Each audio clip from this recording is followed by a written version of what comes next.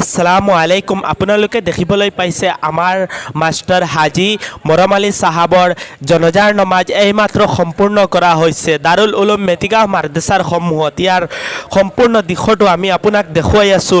বিশেষকৈ তেওঁৰ কাৰণে আপোনালোকে চৰাই এখলাছটো 3বাৰ পঢ়ি মাগফিৰাতৰ কাৰণে দোৱা কৰিব। আৰু যিসকলে জনজাৰ নমাজত শৰীক হ'ব পৰা নাই তেওঁলোকৰ কাৰণে মই ভিডিঅ'টো বনাই আছোঁ। বিশেষকৈ বহুত আহিব পৰা নাই, আপোনালোকে ঘৰত বহি দোৱা কৰিব। এতিয়া তেওঁৰ এখন গাড়ীৰে লৈ যোৱা হৈছে তেওঁৰ নিজ মহল্লাৰ কবৰস্থানলৈ।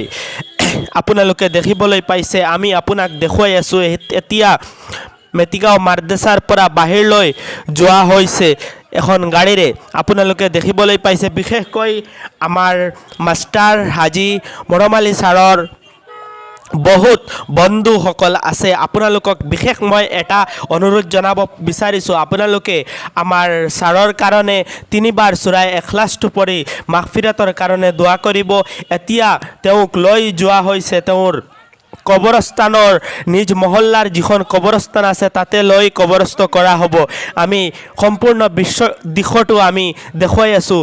এয়া চাওক, তেওঁৰ নিজ মহল্লাৰ কবৰস্থানত লৈ অনা হৈছে, ইয়াতে কবৰস্থ কৰা হ'ল। আপোনালোকে সকলোৱে তেওঁৰ কাৰণে দোৱা কৰিব আৰু মাগফিৰাতৰ কাৰণে দোৱা কৰিব।